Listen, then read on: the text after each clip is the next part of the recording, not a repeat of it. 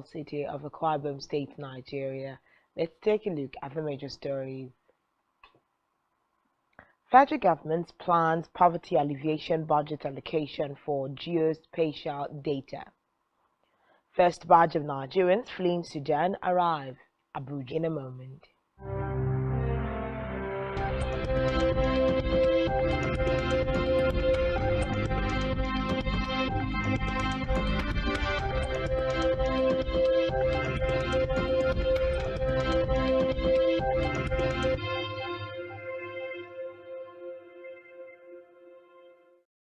Good afternoon. First in the news this afternoon is a report that the Minister of State, Budget and National Planning, Clem Agba, has disclosed that the federal government planned Zachary Lawal during the sensitization workshop on the use of geospatial data for development planning and decision-making in Abuja, said the federal government has made a provision for monitoring and evaluation of projects in the country, noting that it will be replicated for geospatial information system, stressing the role of geospatial data in fighting poverty in the country. Meanwhile, the Federal High Court in Abuja has struck out the 1.84 billion naira money laundering charges brought by the federal government against Nicholas were thrown out by Justice Okona Bang following the withdrawal of the charges by the Attorney General of the Federation, AGF. Justice Abang discharged the 9 defendants 7 years after they were arraigned. He held that no court of law could question the any matter before any court of law.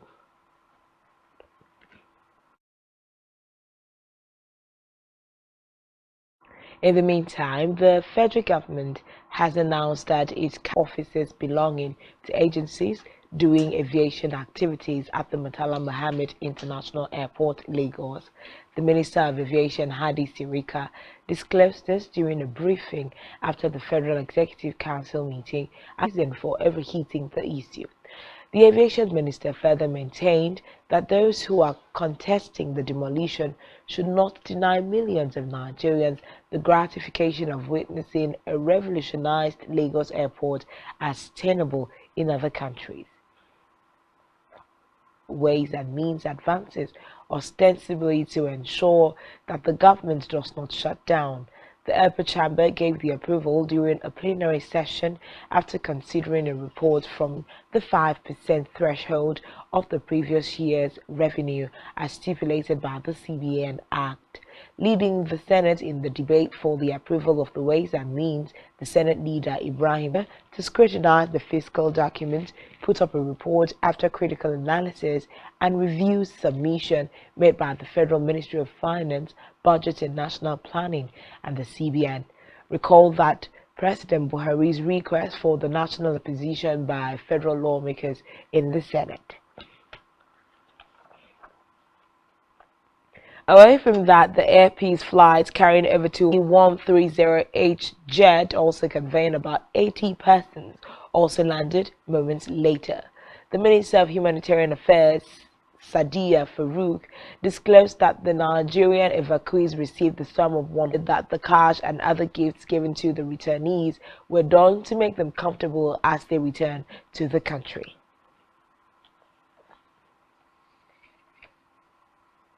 But estimate of everybody on flights is about 350, so 90 on C-130 and the remaining on Air Peace. 24 properties recovered from the Kano State Pension Fund trustees.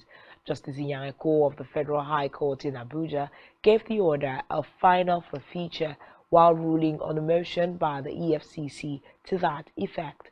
Mahmoud Adam, Barinwo City. 122 houses at Sheikh Nasiru Kabara, Amana City, and 38 houses at Sheikh Khalifa Ishaq Rabiu City, all in Kano State. Recall that the EFCC had told the judge that the property. We move now to Africa, where the Electoral Commission of Sierra Leone, ECSL, has cleared presidential opposition candidate Samura Kamara to run in the June vote. Kamara, who was defeated by Julius, allegedly misappropriating more than $2.5 million in public funds while he was serving as Foreign Affairs Minister. The electoral agency cleared him after his case was adjourned to July. The presidential opposition candidate under his All People's Congress APC. Still in Africa, the number of victims in Rwanda's flood has reportedly risen to at least 127. Rwandan authorities in the northern provinces destroying homes and causing landslides. Meanwhile, Rwanda's minister in charge of emergency management, Marie Kishire, announced that emergency relief was already heard in Kiev and other Ukrainian cities a day after Russia accused Ukraine of carrying out a drone attack on the Kremlin. Zelensky was due to speak at The Hague as part of an unexpected visit to the Netherlands. According to reports, he will also visit the International Criminal Court, which is investigating alleged Russian war crimes in Ukraine. Our territory, we are defending our villages and cities. We don't have, enough weapons for this. That's why we don't. Meanwhile, Rostov Regional Governor Vasily Gulebev has said that fire broke out at a petroleum plant in southern Russia after a drone attack, the Novosibirsk plant near the village of Kiseleva. According to him, staff at the plant immediately extinguished the fire and no casualties or injuries were recorded, but the strike caused little damage to the facility. Sport as Haaland makes history in EPL. Do stay with us for details after the break.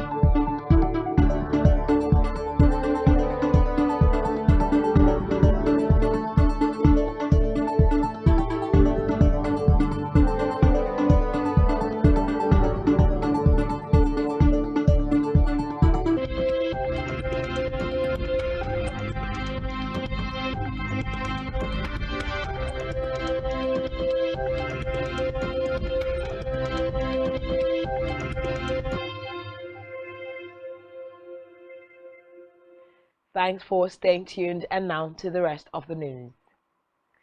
In business, the managing director of the International Monetary Fund, IMF, Kristalina Georgieva, has cautioned about the unforeseeable consequences that retail CBDCs in an interview at the Milken Institute's 2023 Global Conference, noting that retail CBDC countries to ensure best practices are adapted, which will have a huge influence on banks and economies in the future. According to her, the financial organization has a decision resulting from the unprecedented levels of interest from nations around the world. Still in business, the Nigerian Ports Authority (NPA) has Bello Koko stated this in an interview with newsmen, giving an update on the recently approved Badagry Deep Sea Port. Bello Koko said that proposals had been received for the establishment of other seaports. The NPA boss noted that the agency had witnessed increased activities in Calabar Port, adding that the NPA will ensure that the tariff that engaging in breathing exercises may help reduce the risk of developing Alzheimer's disease. The study, which was carried out by researchers from the University of Southern California and published in the journal Scientific Alzheimer's Disease, according to the study, a brief breathing exercise that lasts for 20 minutes and done twice daily for 4 weeks, entailing inhaling while counting up to 5, then exhaling at the same count, can have a substantial effect on the body. Still, Nigerians to the risk of recurring upper respiratory tract infection due to low immunity, according to Obindo, who is also the president, expressing concern that many of them are presently unable to meet up with basic life necessities. According to him, some of the physical health conditions that could arise to attention.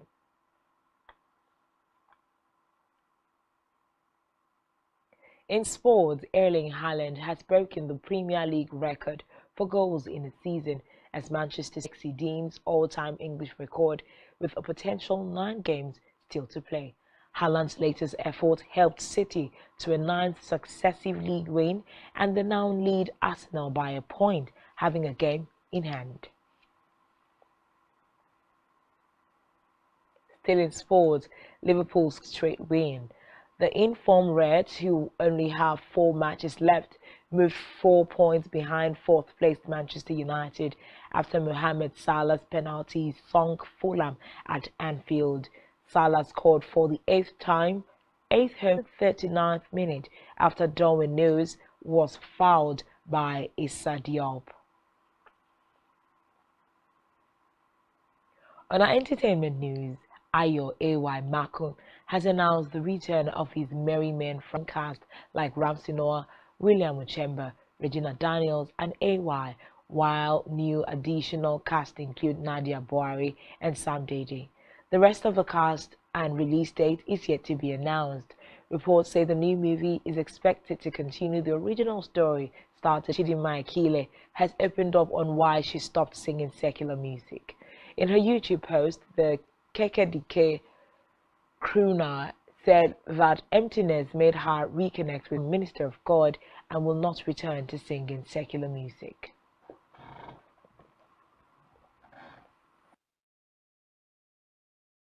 That's all we have for you. You have been watching Spectrum TV News at 12. I am Uyai Anekan. Thanks for watching and do enjoy the rest of your day.